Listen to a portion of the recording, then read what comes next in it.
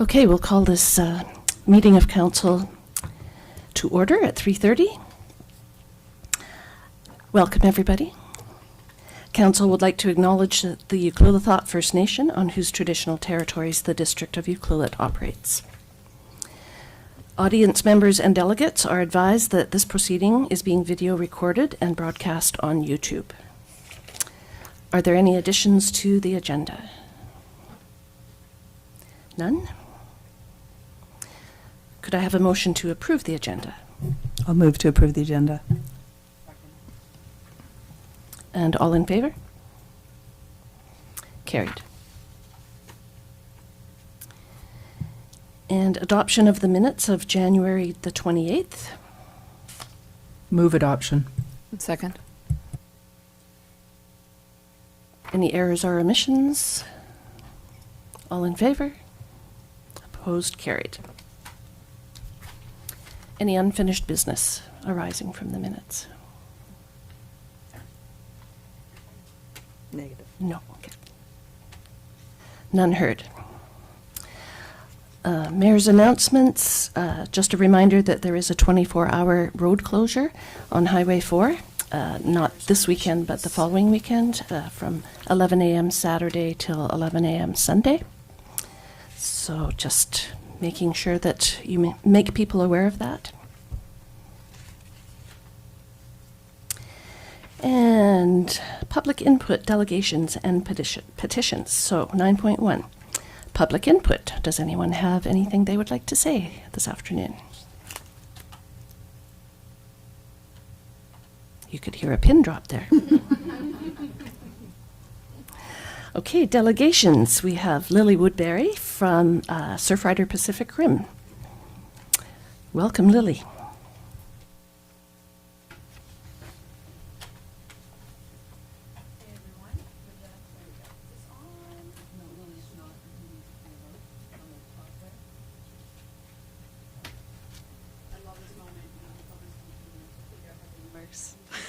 My favorite time of the day. Hi, everyone. Thanks for having me. I know most people in the room, but for those of you I haven't met, my name is Lily Woodbury. I'm the chapter manager for Surfrider Pacific Rim, a nonprofit organization dedicated to the protection and enjoyment of the ocean, beaches, and waves. So the Pacific Rim chapter here on the West Coast focuses a lot on plastic pollution. As we are all well aware, plastics have become one of the most serious environmental issues we're facing. On the macro scale, we're seeing some of the ocean's largest animals become entangled in fishing and aquaculture gear, right down to the micro scale with the microfibers that all of us are breathing in on the daily. So through our Rise Above Plastics program, we also try to clarify the connection between plastic pollution and climate change. For every ton of plastic that we manufacture, we end up emitting 1.89 tons of greenhouse gases. And because our management of this material is so poor, we end up emitting 1.8 million metric tons of greenhouse gases every year in Canada. So when working to rise above plastics, we're also working to curb our greenhouse gas emissions. So today I'm presenting on our Rise Above Plastics program, our phase 2. So, through your great leadership and the support of our progressive West Coast communities, in June 2019, you implemented the Single-Use Plastics Regulation, which is a bylaw banning single-use plastic straws as well as single-use plastic checkout bags. We were able to support you on the ground with this, and following the success, we've applied for funding through the Vancouver Foundation to scale all of our efforts in eliminating all single-use plastic takeaway packaging between now and 2022. So, building on the success of our collaborative effort, we've now launched a campaign, Cut the Cutlery and Forget the Foam. So we're working with businesses to assist them in voluntarily giving up these items in both Tofino and Ucluelet. So why do we want to do this? Here's the facts that we know surrounding cutlery. Also, do you have a timekeeper? Is there a time? Okay. I did this in Tofino and I almost went over, so I just want to keep tabs on it. Okay, so perfect. Right? So with the cutlery, plastic cutlery is, it can't be recycled in our jurisdiction. So it ends up going to landfills. It ends up polluting public spaces. We find it on our local beaches. We find it on the MUP cleanup we do in Tofino, in more of the local area cleanups we do with the Ucluelet Secondary School. And as I mentioned too, it contributes to air pollution and climate change. So more than 100 million pieces of plastic cutlery are used every day in the US. It's hard to ever find these figures for Canada, but I imagine it's somewhere in the millions, and most of these items are just used once before being thrown out. Also, plastic cutlery also contains a lot of harmful additives that are added because they soften the plastic, and this includes chemicals like dioxin, phthalates, BPA, and when we eat hot food with plastic cutlery, we're releasing all of those chemicals, which we're learning more and more on the kind of health impacts that has on humans. And so I think a lot of the time we're looking at plastic pollution through an ecological lens, but it's also imperative for us to see it through a public health lens as well. So with this, we've been working with businesses again in Tofino and Ucluelet to assist them in eliminating plastic as well as bioplastic cutlery. And what we're asking them to do on the mandatory side is to voluntarily eliminate plastic cutlery and offer takeaway cutlery on request. And then for optional, they can either choose to offer bamboo or wooden compostable cutlery for a fee or sell reusable cutlery for a fee. And the reason we've structured it this way is we don't want to just shift the problem somewhere else. We don't want businesses to start using everything paper or everything wood. You know, reusable is best. We want to eliminate single use as much as possible and disincentivize single use. So we're also working on eliminating polystyrene, most commonly known as styrofoam. This is the most ubiquitous substance we find on our coastline. It's incredibly hard to remove from rock, from sand, from soil. We collect a ton of it. Out of all the plastic resins, it is the most toxic. It is the least biodegradable. It is also the hardest resin out of all the plastics to recycle. So because it's so lightweight, it's basically worthless. And in the recycling system, it continues to depreciate in value. So there's that side of it as well. On the other side, similar to cutlery, it also contains toxic substances, including styrene and benzene. And so also, when this is warmed up, it's releasing those chemicals into our food, which are known carcinogens and neurotoxins. So again, comes back to the public health perspective. So all in all, this material is super archaic to be using for food packaging. And there's a lot of way more accessible alternatives out there for us to use. So not many businesses are using foam. However, we want to eliminate this form of foam and then use this as leverage to continue working on different sources of polystyrene pollution, including commercial and industrial docks that are built on open foam that are breaking out into our ocean every day. So we're lobbying the federal government to make changes on that. So when we started looking at the breakdown, straws and bags were the most common single-use plastics being given out. So with 41 straws in Tofino, 26 in Ucluelet. For bags, there was 20 in each town. And when we started the cutlery and foam campaign, there was 15 businesses using cutlery in Tofino, 10 in Ucluelet, and for polystyrene, 5 in Tofino and 5 in Ucluelet. So the current business buy-in, I chose this photo as a placeholder last week. It's probably the worst photo I've seen of myself. My point of choosing this is that they're not signing on to this campaign because I'm showing up and looking like this, or really because we're asking them. They want to do it. The businesses are willing. They're ready to make the change. Most of them are doing it on their accord anyways, and a few just really need our support and our environmental expertise in choosing the best alternatives.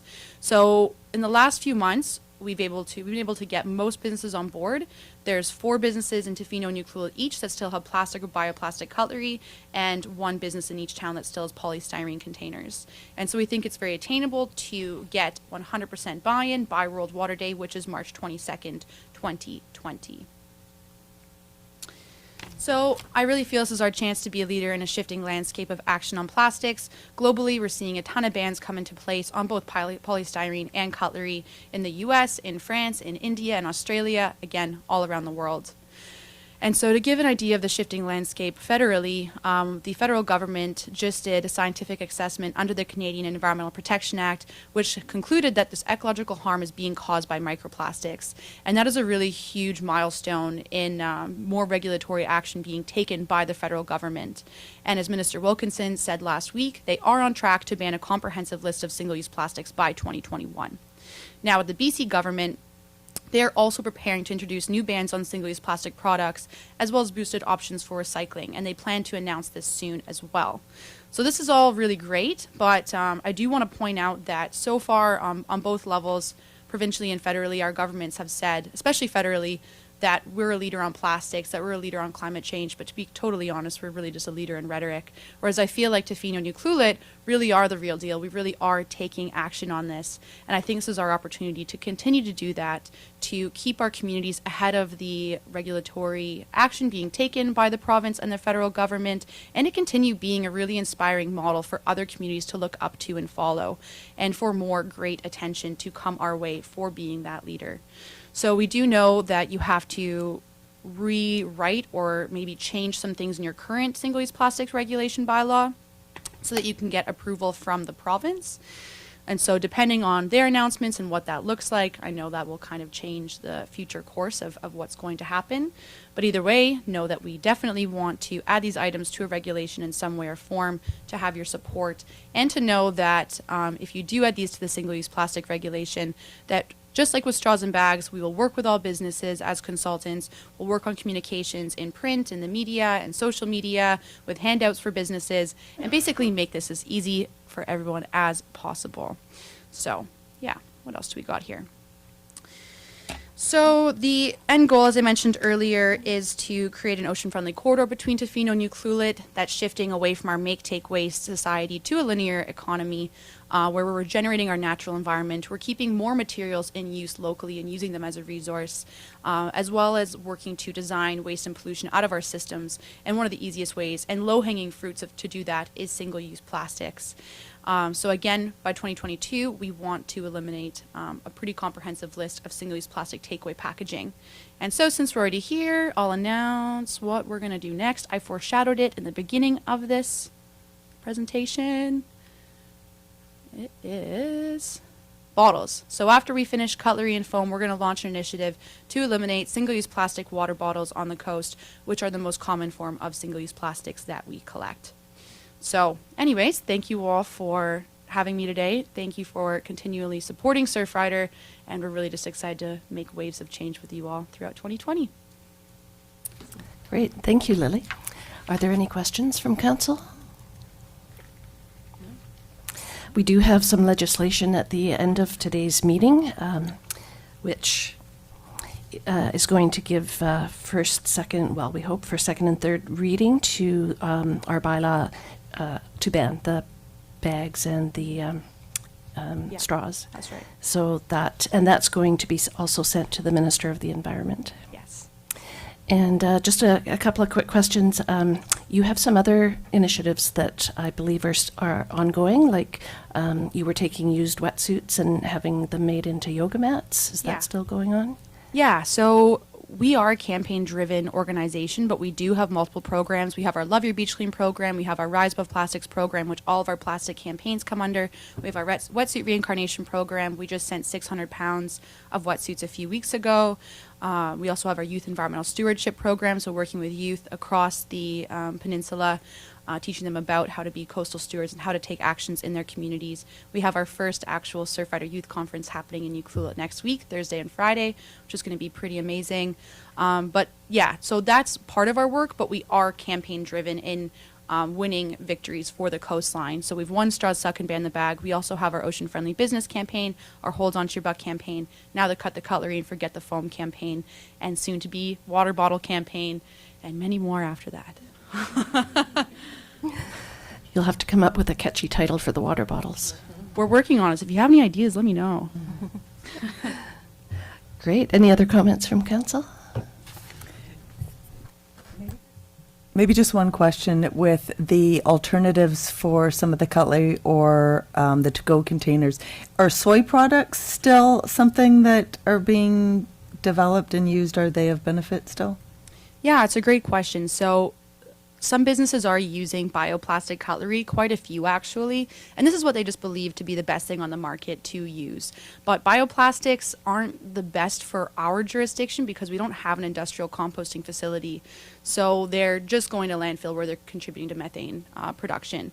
But even when you look at, if you look at wooden or bamboo cutlery, from a life cycle perspective, it's still being shipped from overseas. So there's still emissions, water, et cetera, et cetera. So again, we want to disincentivize these items as much as possible.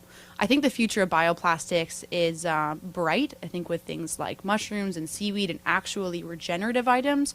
But right now, with a lot of the soy and a lot of the corn, it's all genetically modified, and it's reliant on fossil fuel-based fertilizers and pesticides, which are polluting groundwater, yada, yada, yada. So, yeah.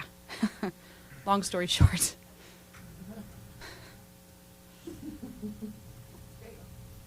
Thank you so much for coming and giving that presentation to us. Thanks for having me.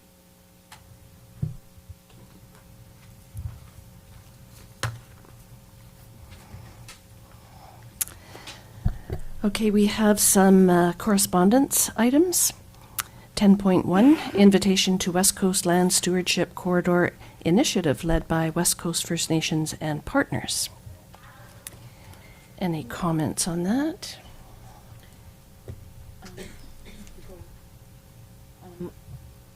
There's one of my board members from the Chamber of Commerce attends these meetings.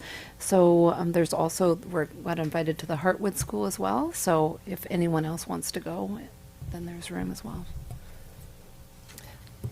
Councillor Cole? I have interest to attend. Councillor Hoare? I also am interested in attending, and I happen to be free that day. And I'm interested as well, so perhaps, I think we have to reply back, I believe. Yeah, it said To Bob Hanson. Bob. Yeah. Yeah. So I don't know what his deadline is, but we'll work that out with staff. Yeah, through the mayor. So staff can confirm attendance for the 3 councillors, and I can confirm with Mayor Noel if he's also would like to attend that, or if he'd like to attend the school presentation. I'll be attending at that presentation, and potentially with Councillor Kemps. Great. It's also, that morning is the beach seine down at Terrace Beach as part of the Whale Festival. So lots going on that day.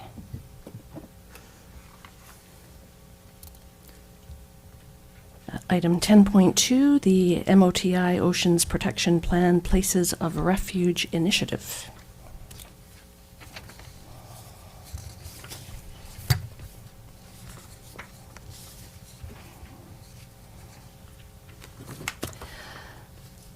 I'm wondering, since we're having a Harbour Authority meeting next Tuesday, I'm wondering if this could be referred to the Harbour Authority. That's what I was going to say. Yeah. Yeah. Could I have a motion to that effect, please? I'll make a motion to defer this to the Harbour Authority. I'll second that. Any further discussion? No. All in favor?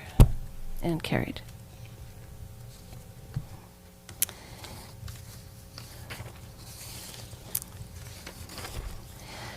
And the Clayoquot Biosphere Trust request for budget support for the NEST initiative.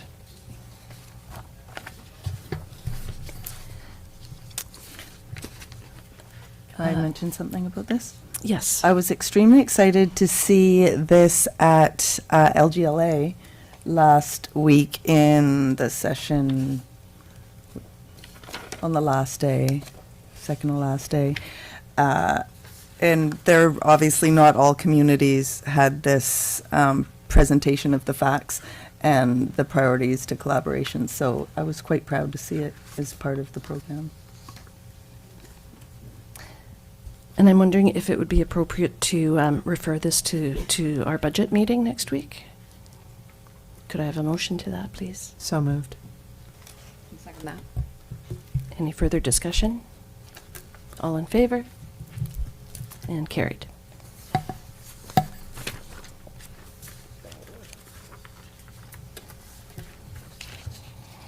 Sorry, Rebecca, did you want to speak to that or something? No?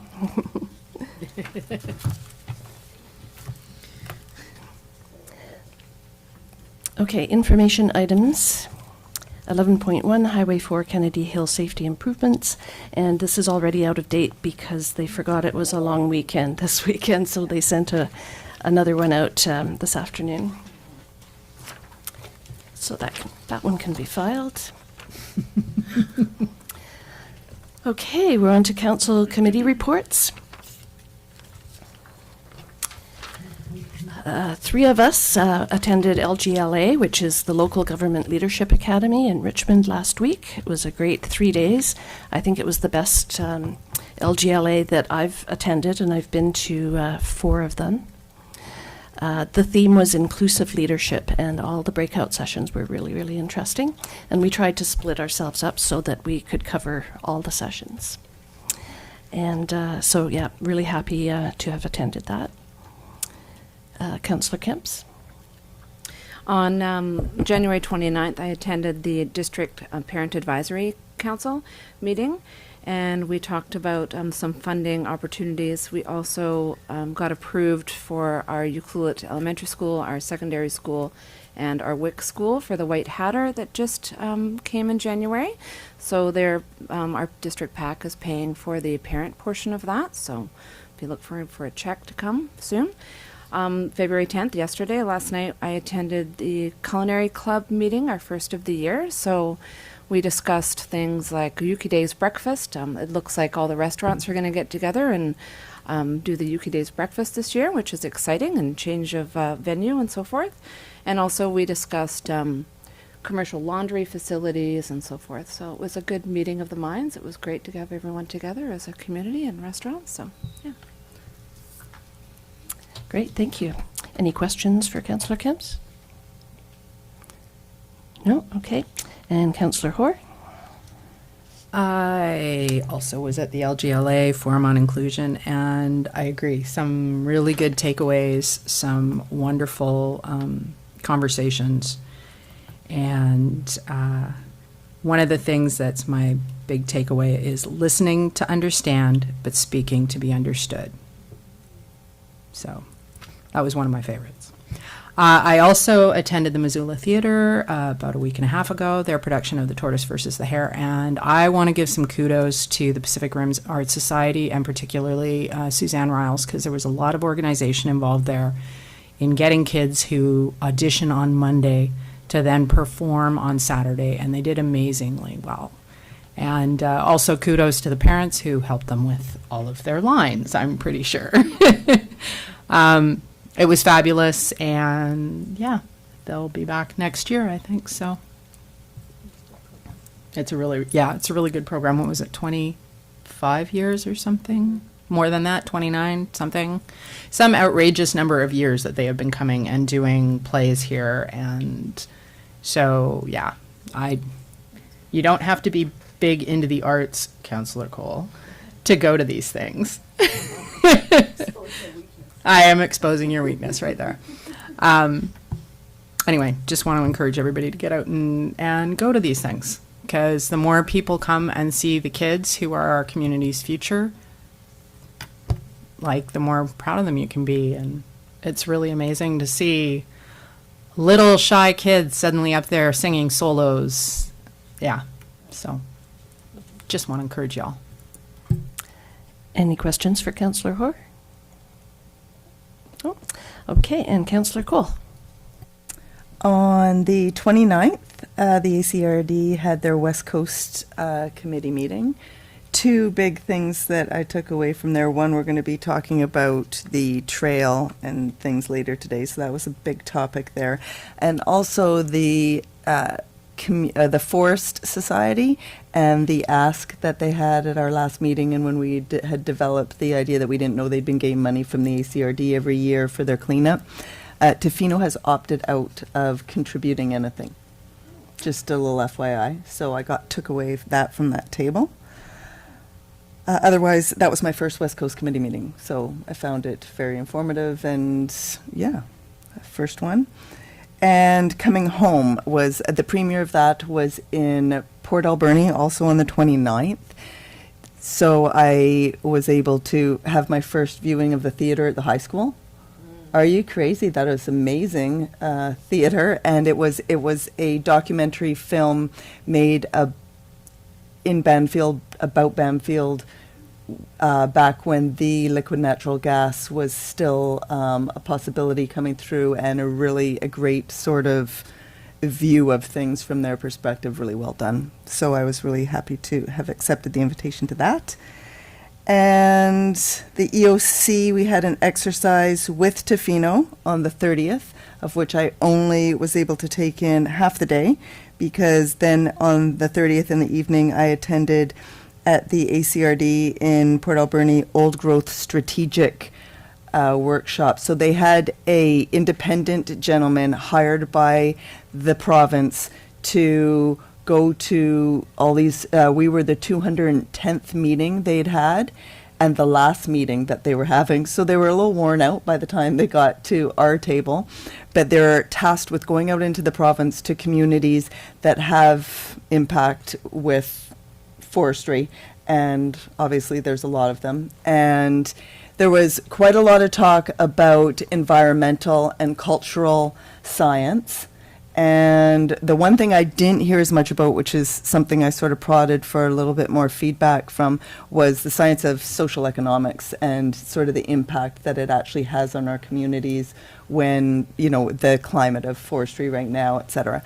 So things we've seen here, you know, generationally, and we're in one right now. So they are now tasked with, it's over, they give their reports to the government, and in 5 months, we will be at UBCM, and I would like it if we could, they have 1 month after that to come out with their strategic plan for the old growth. So the province will be releasing that a month after that, so they won't have completed their plan when we're at UBCM. So I don't know if we would consider popping in with the Minister of Forestry, or if we can put that ask out, because they won't have completed, maybe just to have a last minute with them before they come out with their.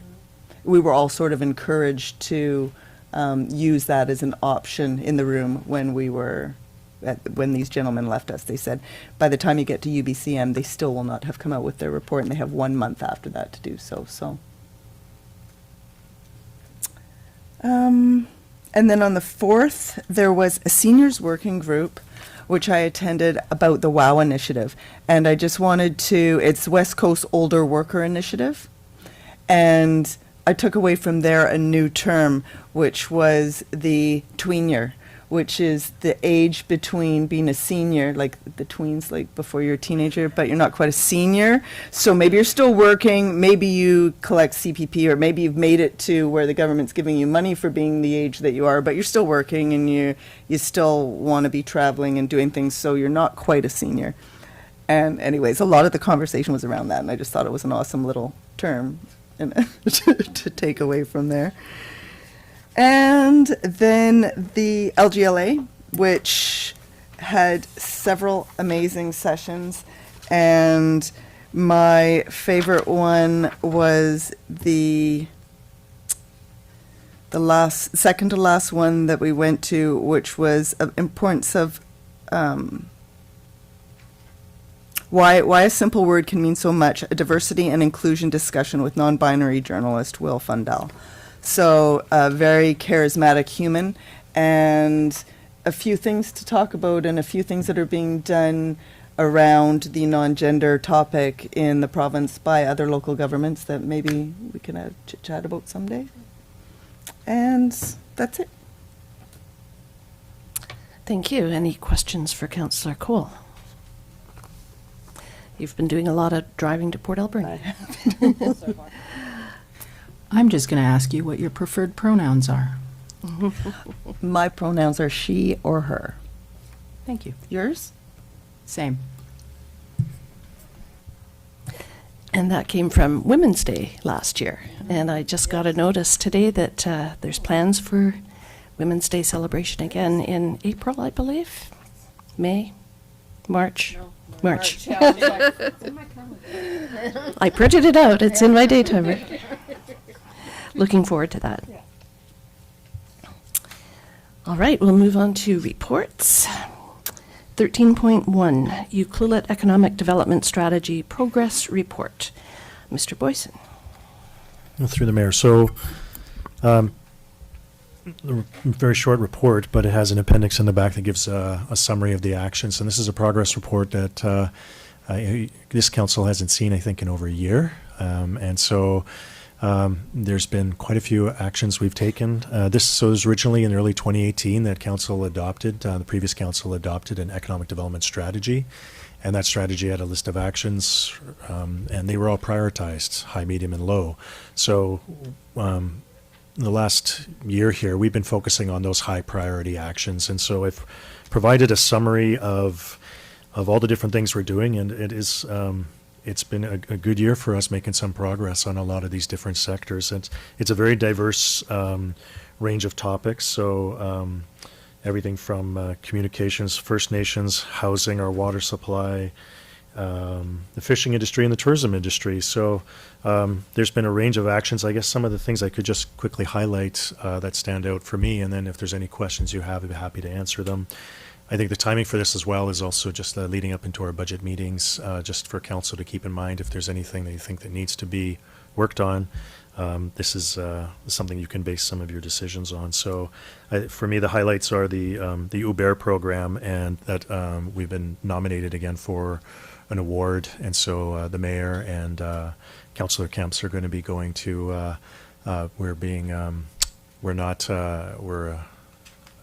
haven't won the award yet, so we're on the top list, but we're on the verge of winning an award for that program, which is very well respected and been very well received. And that's the Open for Business Awards in Vancouver. Our business-friendly website is a highlight for us as well. We've changed things up on our website and as overdue overhaul, but also making it so that the more business-friendly, so that people who are looking to do business and developers as well can have more immediate information, but also helps our planning department because there's more up-to-date information in there as well, so that they can have the information there. It takes some of the load off of our planning department in terms of the questions we get when it's helpful to have a website that's clear. Housing as well, and so, the consistent application of short-term rentals has been something I think council hasn't seen a lot of things come to council over the last year on, but that's because I think we have a program in place that we've been working with our bylaw officer and the planning department to be consistent in our approach, and I think that's an important part of the economic development piece. And then also providing some affordable housing, which council has had a big part in, is helping to support with some housing projects, a variety of them, including housing for fish plant workers, and so that's been a great initiative, and there's a series of other items in that list as well. And lastly, water initiatives, which things have evolved over the last couple of years since we started working on this economic development strategy. But there's a new focus now for filtration and increasing our capacity. That's already come to council in December, and looking to finalize that in the budget this year to improve our water quality, which is and capacity in a growing town and a tourism town is important. So those are just some things that stand out for me. And if there's any questions you have, or like any other updates, inquiries about what we've listed in the report, I'm happy to answer them. Thank you, Mr. Boyson. Any questions from council? I just wanted to add one thing to Strategy 12. The district has also been very supportive of the employee housing through the Ucluelet Lodge as well, and that it was it was quite the conversation piece last night at the culinary table about how there's going to be a huge wait list for that this year. It was been very well received, so thank you. Absolutely, yeah. I was happy to see at the VAIA conference last October at the trade show, there was a pamphlet about the Ucluelet Chamber of Commerce Uber program, and it was just made me kind of proud that they were showcasing us. So that was an excellent project. Any other questions? So I think we have a recommendation. I'll move that council receive the progress update on the Ucluelet Economic Development Strategy. I'll second that. Any further discussion? All in favor? Carried.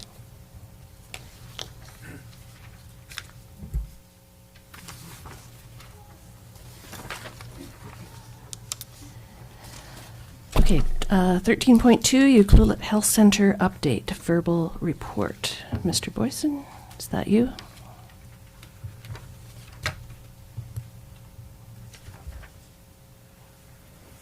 Yes, so council will be excited to see this, and unfortunately our mayor can't join us today because he's very interested in this topic as well. So I'm happy to introduce Tony Yip is with our consultants who were contracted to do this work for us to get initial phase 1 of the Ucluelet Health Center discussion moving forward. And Tony's from Chernoff Thompson Architects, based out of Vancouver. And there was a series of discussions, a community engagement process, and just to set the context for this, we're going to show you some pictures, some things about what things could look like. We did get feedback from the process that the Ucluelet Community Center was a place we should start to explore potential options. I'll reiterate that this is the very early stages of discussions of a health center, so we have a lot of work to go, but this is just to initially get some feedback from council about these locations. And I think generally there's 2 locations that have their pros and cons. I think some of them will stand out to you about what they could potentially mean, but I'll let Tony go over the options with you, and also some of the details of the engagement that he, when he had specific conversations with the Island Health and the Ucluelet doctor's offices as well. So I'll pass it over to Tony. Thank you, Mark. All right, so thanks for inviting me to do a progress presentation for this very exciting project for your community here. So basically what you're going to see is that we are basically investigating 2 ideas and 2 locations within the community center property. So the first idea is a single-story building, and in this presentation here, we're going to put it on the northern part of the community property. And the second options will be a 2-story building here, which we're going to put it to replace the existing basketball court. And obviously the existing basketball court will be relocated somewhere either on site or off site. So the first slides that we have over here, you see is option 1A. So in this scenario here, we established the building. The building size is about 13,000 square foot, single story, and we need another 50 or 60 parking stalls to meet with the parking requirement by the district.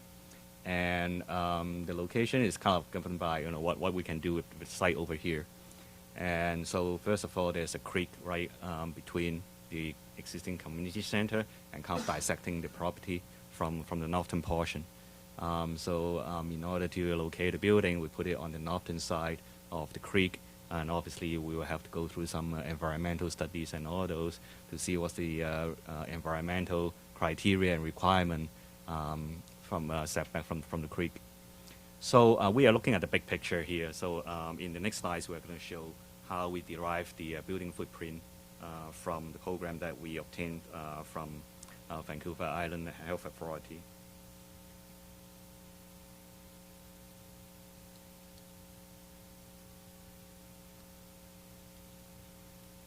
Oh,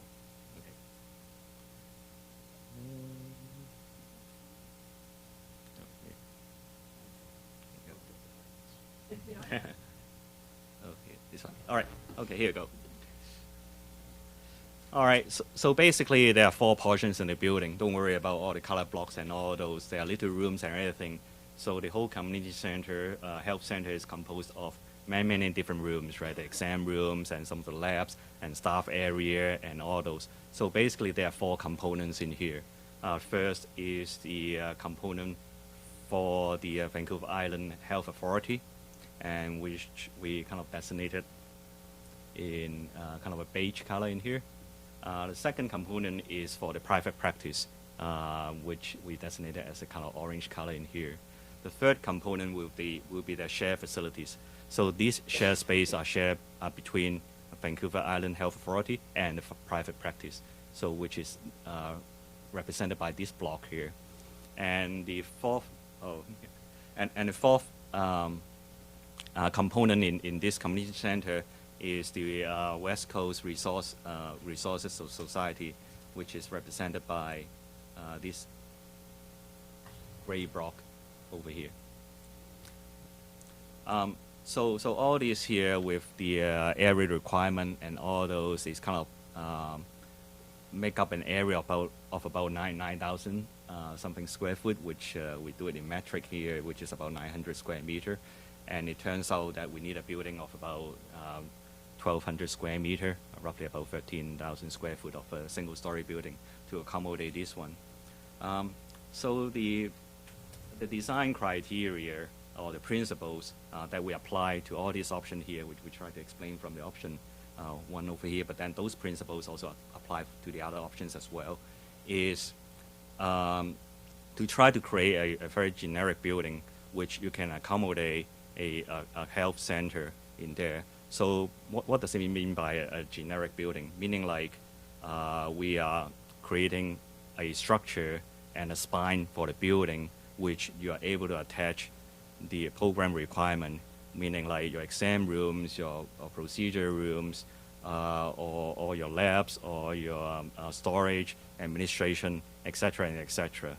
And without kind of tied to a certain programs. So we started with a certain programs, and we know that for private practice, they need that many exam rooms, which we can accommodate in here. And then for Vancouver Island Health Authority, they need certain rooms that we kind of accommodate in the beige area here. And similarly for the West Coast Resource Society and their shared space.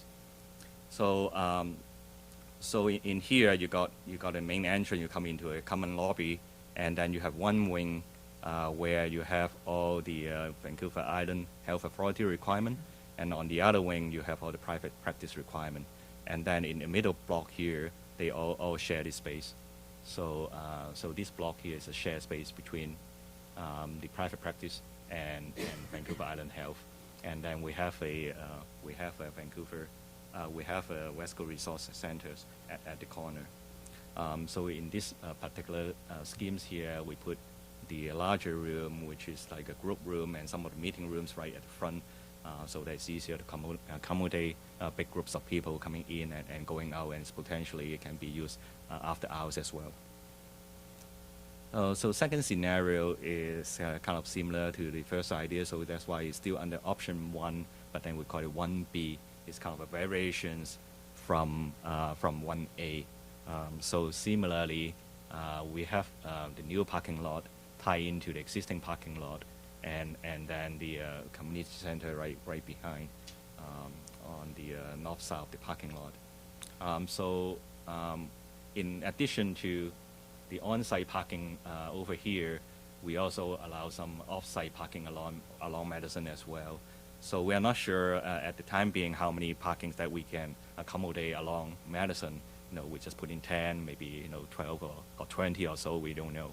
So that can help with reducing the parking on site, which obviously will reduce the clearance of the forest, etc., etc. So it's kind of help with that as well. So looking at this in this particular schemes here, it's kind of similar to the first one that you have just seen.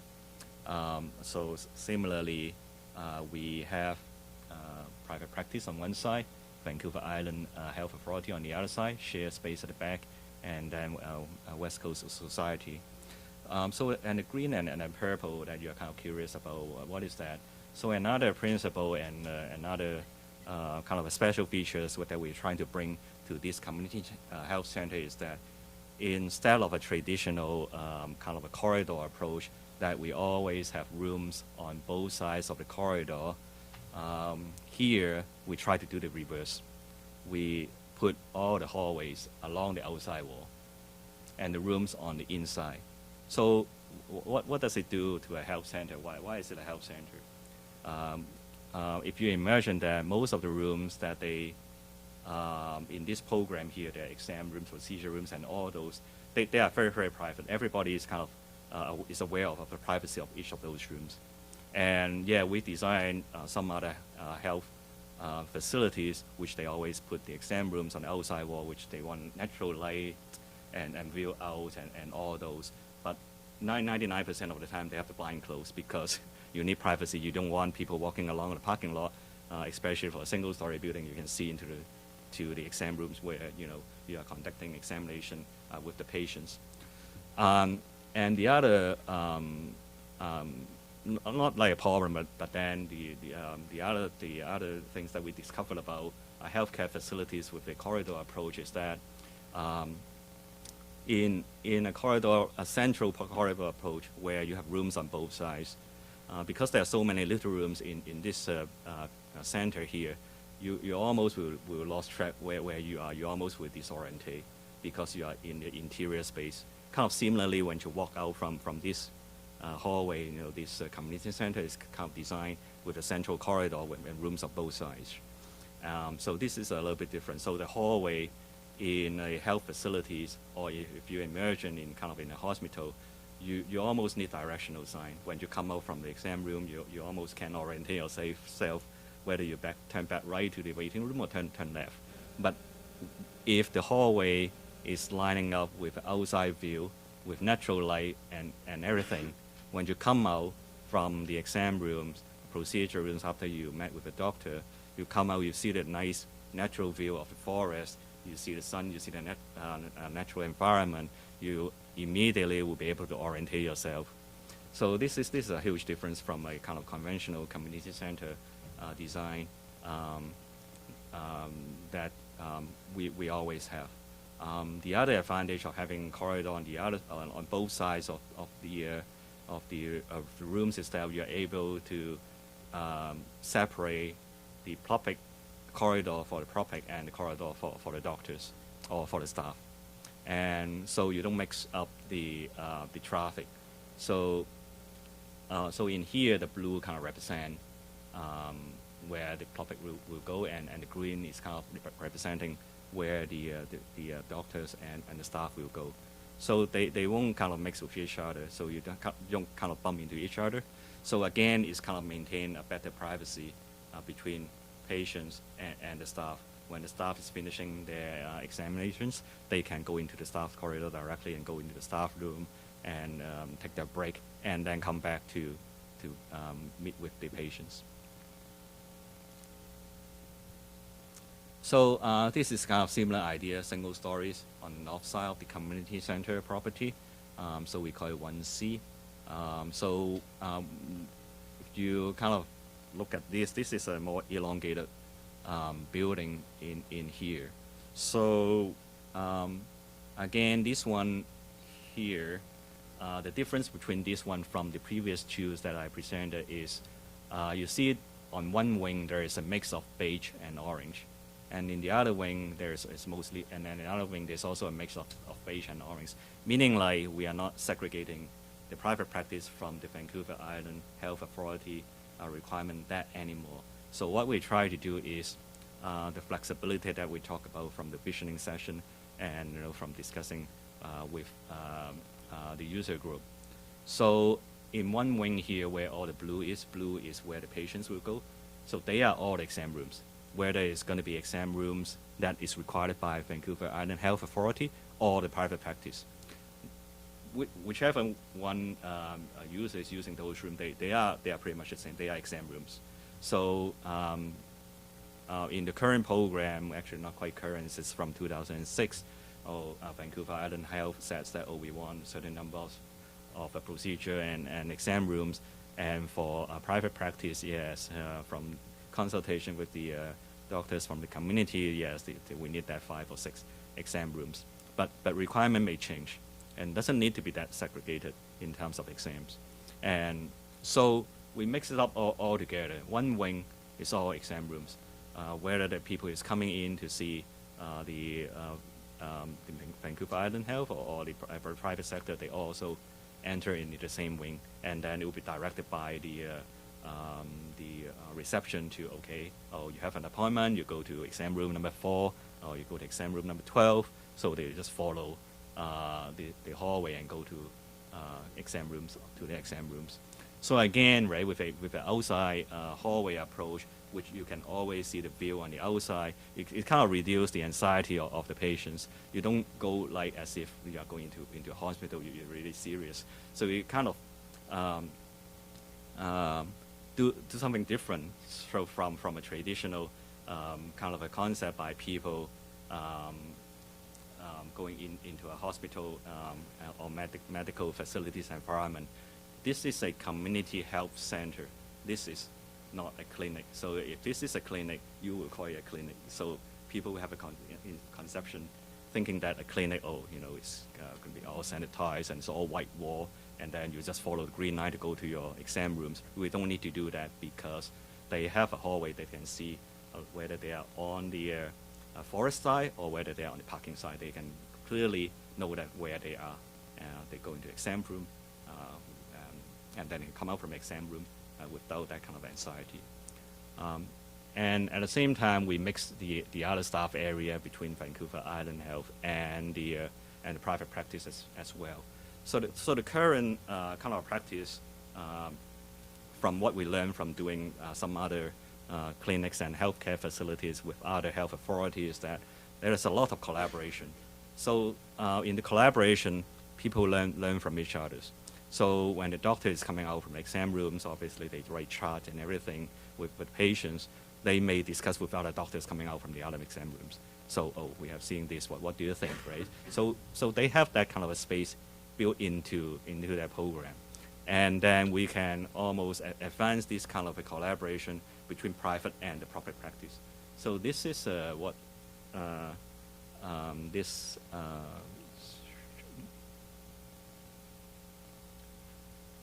is what this kind of scheme this scheme is about. So it's about collaboration. So the other feature of this kind of a long scheme is that you see that the gray zone here, which belongs to the West Coast Resource Society, they are at one end. So potentially, they can have their own entrances, and then they can operate in a different hours. They may not necessarily need to go through the community health center, kind of a central information reception area to direct them to those rooms, because they are pretty much totally different functions. And so so they can potentially have their own access directly from the parking lot. And you know, they may have kids, they may have family gatherings, other events, and all those that can be totally separated from the information. So that can relieve the load, the workload from the reception and the waiting area as well, because they are almost like a different clientele. So all these schemes that I kind of just talked about, they are all single stories and on the north side. So now we are looking at what happens with a double story. What if we stack it up? So so we stack it up, and it seems like it's logical to put it on where the basketball court is going to be, because with the building being stacked up, the building footprint will be smaller, so it will be easier to fit into a tighter space. So we try to investigate into, okay, what if we kind of put it right where the basketball court is, and kind of relocate a basketball to another location. So what it does is it gives the community center a little bit more presence on the street. So when you are going along Madison, you will be able to see the community center directly right next to the existing community, the current community center. In the previous scheme, if we located to the northern portion, you almost have to rely on directional signs saying that, oh, it's going to keep going, and then you will see your community center. So this is has the advantage of the presence on the street. But the disadvantage is that because the parking lot location, we still have to locate to the north side because we don't have any more space. This is kind of confined by the skate park on the east side, and then the existing parking lot of the community center on the west side. So we have to locate some of the parkings on the north side. So meaning like you have to rely on drop off, because you know you go to the clinic, obviously you're not feeling well. You don't expect those people not feeling well to walk all the way from a parking lot far away from the center to back to the center. So here we are going to need to provide some kind of a drop-off area so that the people who need to visit the doctors will need to be dropped off, and then kind of park their car, and whoever accompanying them to see the doctors will have to come back to the clinic. So let's take a look at what's the two stories building mean to be like. So there are two levels. So the first level, logically, will be dedicated to the patients. So all the PLOPIC and patients accommodations will be on the first levels. And with 2 levels, obviously you need stairs and elevators for accessibility, and obviously fire exit as well, and kind of communicating with the floor above. So again, in this schemes here, we are also mixing up the private practice and the public practice. But it doesn't mean that we have to do that, because as I said right from the beginning, this is a shell building, it's a generic building. We design the footprint, we design the structure. You can put the rooms that you need in either wing. But then we kind of establish the reception and waiting areas kind of in the center, so it's more easier to control. And at the same time, it allow expansion in the future as well. You just keep elongating the wing. So the second floor for this 2-story schemes will be dedicated to the staff and the West Coast Resource Society. So those people, staff, right, when they are kind of taking a break from their work, yeah, in these schemes here, they will have to go upstairs, but then that may not be a bad idea, it's good exercise for them. And on the second story, you have a better view of everything, so it's kind of relaxing. So potentially there's also a sun deck and all those on the second floor as well, so there will be potentially some exterior outdoor space from the building for the staff, as well as for the West Coast Resources Society. And again, we have still having the same principle, hallways on the outside and then rooms on the inside. But then in terms of efficiency, obviously the 2-story building will not be as efficient as a single story. So meaning like even with the same program area, the same number of rooms that we are providing, we need a bigger square footage for the whole building, because we have to accommodate more hallway, we have to accommodate staircase and elevator and all those. So it will be slightly less efficient, I would say, than a single story, but then it occupies less footprint, more sustainable, because you are taking away less undeveloped land, potentially. So that's what we have gone so far. 2 locations in the same property, and 2 ideas of a building design, single story and double stories. So we hope that we are able to get some feedback from everybody in this room here. And I could just add for council, thank you very much. And that's, I think, some of the key considerations I've highlighted just about some concerns. There's pros and cons. So some of the tree loss potentially in one area at the north end, and also that area is actually currently designated as municipal parkland. So it's something that as council would have to be prepared to make that change if we went into that area as well. The loss of the basketball court, I think there's options for that to be able, we can find some opportunities to put that somewhere else if that's what council like to proceed with. But so we're happy to take your questions though, and I think generally right now is to think about, are these options something that look like they're worth exploring more? We could refine some of the parking discussion, for example. So if it was comfortable with the building sites, but we need to refine the parking is just getting to be, as we need to see if there's some more details we need to get or refine that a little bit more. And if you're not interested in getting into the park area, that's sort of this direction we're looking for from council today. Thank you for your presentation, Tony. I have one question before I open it up to the council. In our brainstorming session, we talked about the importance of having some apartments for visiting doctors. So I don't see anything that sort of resembles an apartment accommodation. Yeah.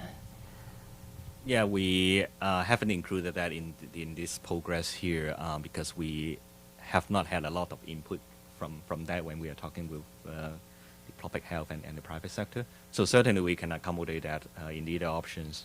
Either we build a 3rd stories or on the 2-story schemes to have an apartment on the top, and maybe a kind of partial 2nd story for the 1-story schemes to accommodate the apartments. Again, the structure and the size of the building and all those is very suitable for for more like a condo and apartment on the top as well, so it can be easily accommodated. Yeah, we will look into that in the next progress study. So you're saying the two-story version would accommodate that better? Yeah, both of them can accommodate. So either one of them is fine with accommodating the apartment on another stories, I think. I don't think that's an issue. So for a single-story building, obviously it won't be a full second stories for the apartment. It will be a lot, so it may be a partial. And then for the two stories building, it's potentially it may occupy the full third floor as a potential apartment. Yeah, because of reduce the footprint. Thank you. Mr. Boyson? Through the mayor, just to add, I think the consultant was looking for direction from me, I think, on several things about what we could include next and what we were looking to fit in. I think now we're getting over 12,000 square feet. We start to get into a building that is starting to go, I think, beyond what initial conversations were about size. So if we did go big, it's all, everything's possible. It's just then we start to then talk about what per square footage, we start to get into a much more expensive building as well. So and whether, you know, 1 story or 2 stories or 3 stories, it starts to get to be a big conversation. So I think we fit in just that was the direction that the consultant received from me as well about how we could best fit in these current demands, and then if we can add on more, we'll try to explore that next. Great, thank you. Any other questions from council? Councillor Cole? I concur with Councillor McEwen in that accommodation was something that initially was, it might not have been an Island Health thing, it was certainly a UCLUET thing, and the need for that to bring resources to the West Coast, whether it was Island Health or not.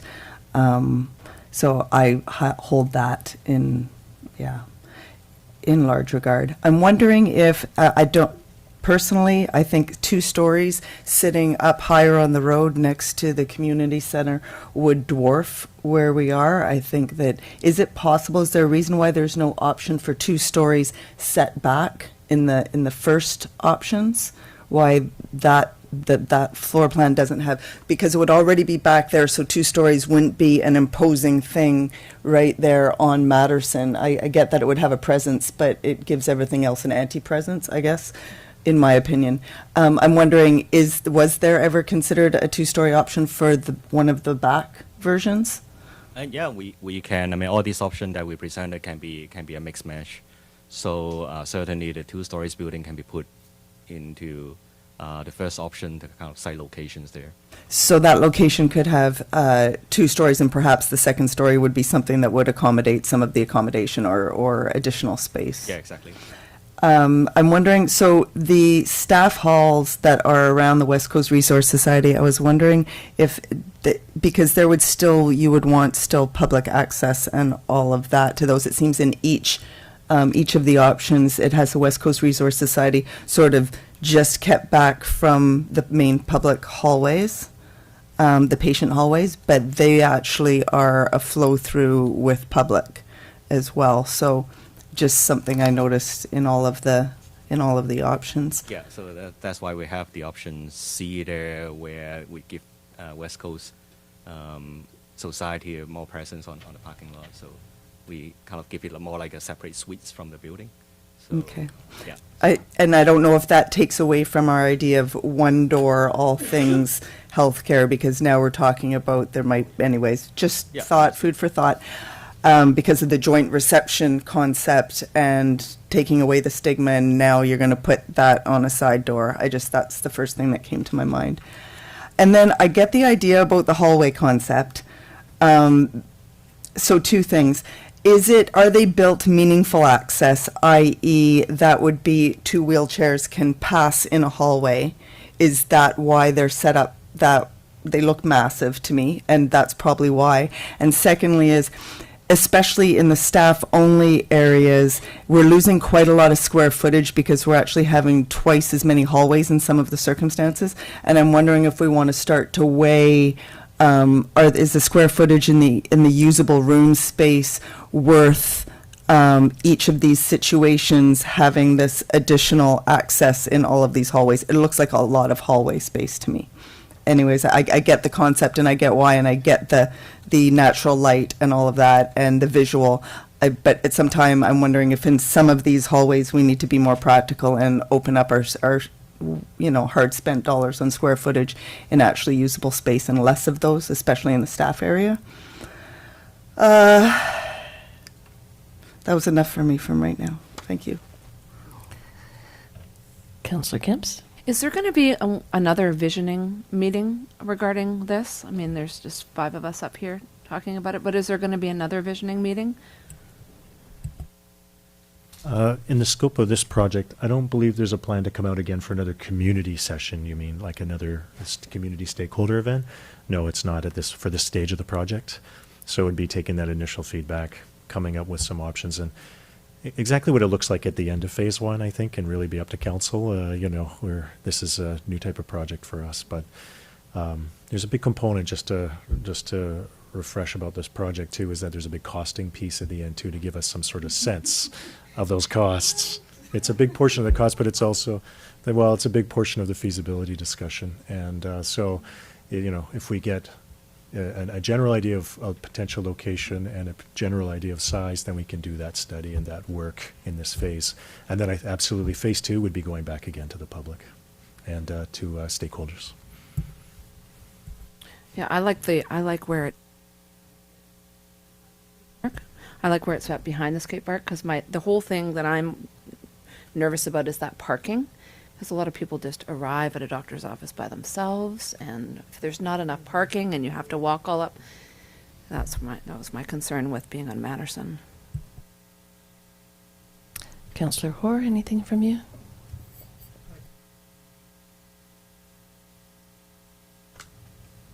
Okay, great. Thank you for your presentation again. Thank you.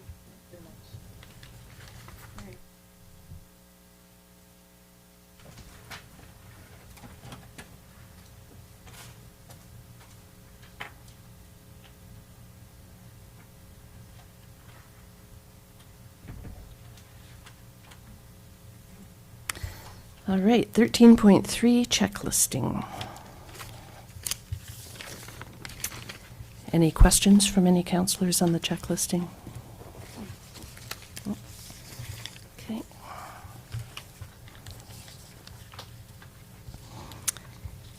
And resolution tracking.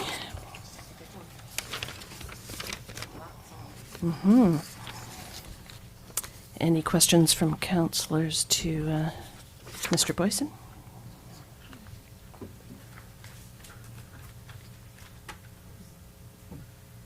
Ask it. I'm just going to throw out there the question about the OCP. Sorry. Sorry. Say it in French, but I can't think of it right now. I could spare our manager of community planning because if he's willing to provide a response, but it's this is something that we'll be talking about in the projects discussion on the 20th about all the projects we're working on and the range of topics and priority. So we've been trying to carve out time for us to move forward the OCP, and there's been making small progress on it. But manager planning could speak maybe very briefly to it because I think he's ready to.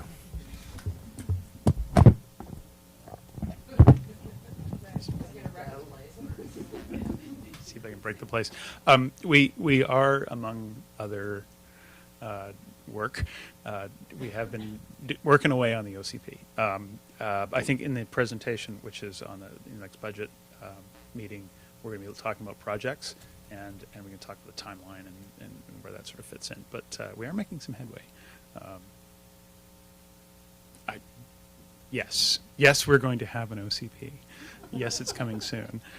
We still have some work. One of the things that actually was very encouraging is we had put it out after the first reading and initially got very little or no input from some of the neighboring communities and First Nations, and we now actually we're actually making some real headway there. So I'm looking forward to receiving that in the coming days, actually.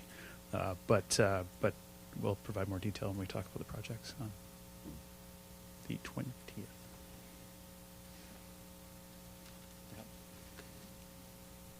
Thank you, Bruce.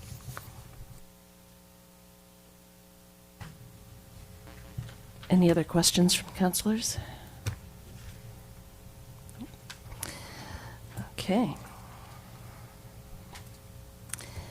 Moving on to 13.5, West Coast Multi-Use Path Extension. Mr. Gregg, you're up again.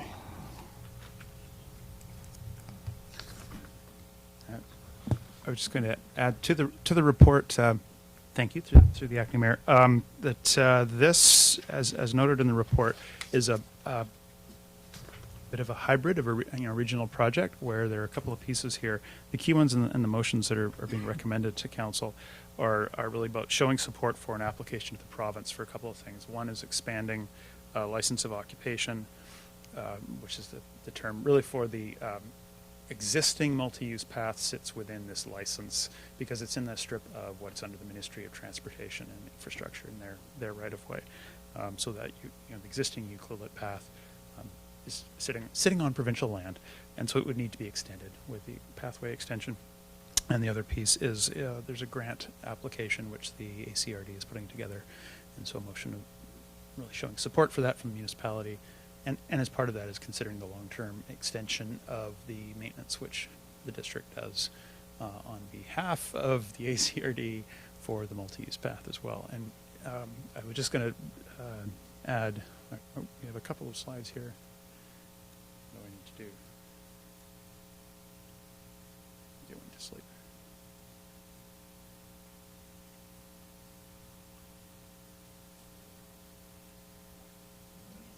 You know what? Okay. Okay. Sure thing. But is the point? No, there isn't. No, it's hiding. There's an on-off switch. We have a new pointer. So let's see. Yes, it's working now. So this was just a little larger in the color slide. So just to zero in on what we're looking at. Really, this is about connecting a couple of gaps that the Pacific Rim National Park Reserve is building the Upshik-Tashi Trail through the park, and on either end, both near the district of Tofino, they are extending from where the end of their existing multi-use path goes to their municipal boundary, because it doesn't quite meet their municipal boundary. And then there's a small piece that's within the ACRD Area C on that end. On our end, that our existing path goes beyond the municipal boundary out almost to the junction, but there's a gap to connect to the park. And so on these slides here, what we're seeing is, so this is the end of the inlet from the municipal boundary, which is right about where I've got the pointer there. The existing multi-use path is then on provincial land through the ACRD. So really the license goes up to the junction, and then at that point that would need to be extended, this little piece here, past the junction to up to the park. And that just sort of zooms in a little closer. So currently our license ends right by the entrance here in the photo. You can see the end of the pathway, which in this has the old chain, which was a bit of a hazard, and now has a nice new bollard there, which makes it a lot safer. But really from that point, the pathway just needs to go, it's 1,300 meters to the edge of the park where the Parks Trail would be ending. So that would be the extension of this. Are there any questions from council about either the license and its extension or the maintenance agreement or the grant application? Questions? I have just more of a comment from the West Coast Committee, something just to report out on this topic so that it's on everybody's radar and on the record, is that it came up that what were the standards going to be for maintenance and upkeep and visual and of the park or of the trail on either ends of the park. And we were sort of all in agreement at the table that nobody wanted to get to either community's end and be, oh, now we're at the low rent end of the trail. So how are we going to set the standards? And was that going to include a standard on signage? Was that going to include aesthetical beautification or any of those things? Or was it going to be strictly standards based on maintenance? And what I suggested was because we're not very far along yet, and the parks themselves don't even actually have the framework of what their minimum standards are going to be for what is the largest portion of the trail. So I suggested that we should revisit it once, and the parks would probably be a bit of the driver on what the minimums would be.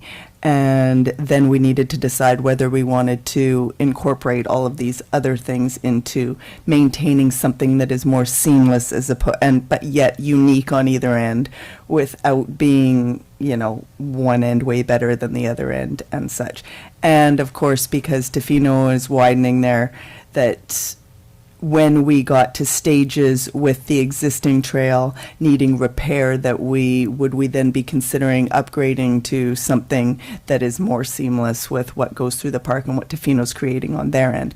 So this was quite a topic at the West Coast meeting, where we decided we were just going to be laying it sit anyways, because nobody's near ready to talk about it. But we did all kind of agree, and I kind of spoke for all of us in that it would be, nobody wants to be at the lower rent end of the trail. So something seamless with minimal standards would be something to strive for, and that it needs to be visited in the future, the topic. That's all. I can speak to that through the mayor. I think we're in alignment. We've had one meeting at the staff level to have exactly that same discussion about what's our current level of service on different pieces of what is going to be a regional trail.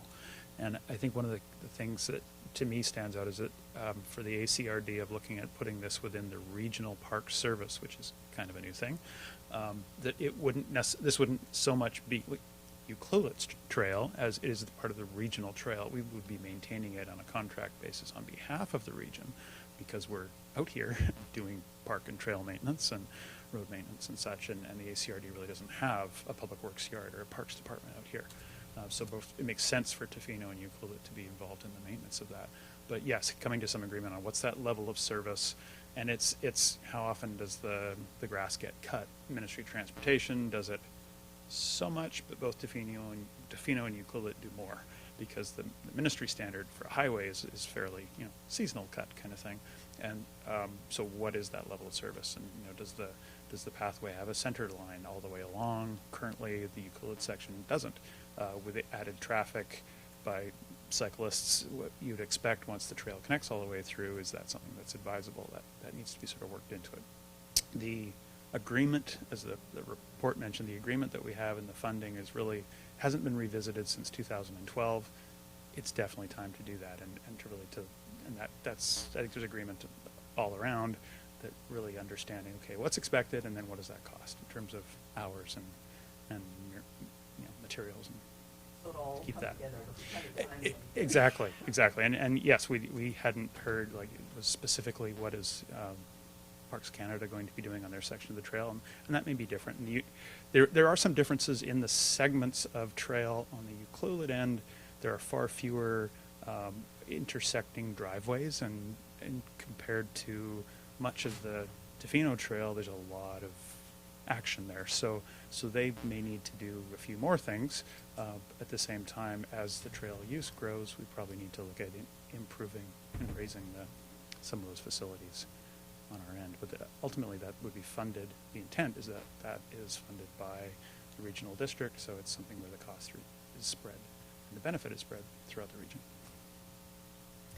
So adding this 1.2 kilometer extra section is definitely going to affect the fee for service.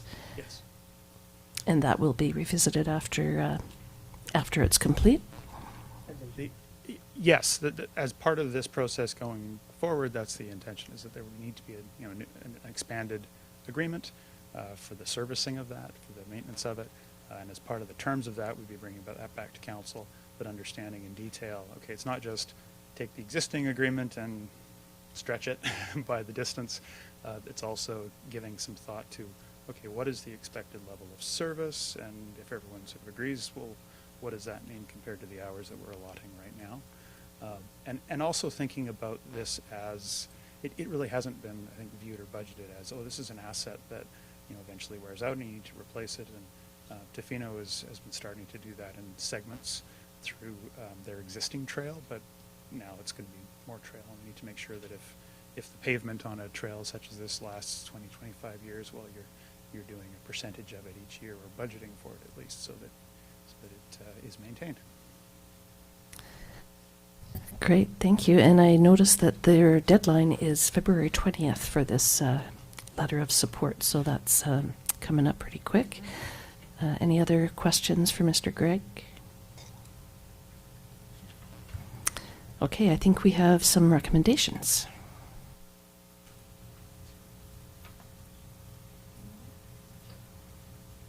I'd like to move recommendation 1 that the District of Ucluelet make application to the Ministry of Forests, Lands, Natural Resource Operations, and Rural Development to expand license of occupation file 1407317 to allow for the extension of the West Coast multi-use path and other associated utility uses between the existing multi-use path and Pacific Rim National Park Reserve. 2, that the District of Ucluelet Council supports the Alberni-Clayoquot Regional District in making application to the BC Active Transportation Grant for the West Coast Multi-Use Path. And 3, that the District of Ucluelet Council indicates support for the district to provide maintenance on the proposed new section of the West Coast Multi-Use Path on behalf of the Alberni-Clayoquot Regional District, subject to future agreement on the level of service and fee. I'll second that. Any further discussion? All in favor? And carried. Great, thank you for that report. That was really good.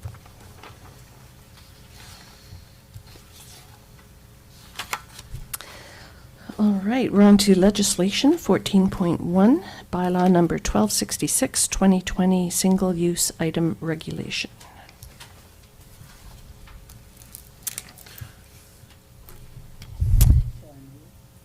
Unless someone has some questions for staff? Yeah, okay, go for it. Okay, I'll move that the District of Ucluelet Single-Use Item Regulation Bylaw Number 1266, 2020 be introduced and given first, second, and third reading. That a copy of the bylaw be sent to the Minister of Environment and Climate Change Strategy for approval. And 3, that the opportunity for representations from the public be provided before adoption. I'll second that. Any further discussion? All in favor? And carried. Yeah. And glad to see that there are some fines and penalties associated with non-compliance.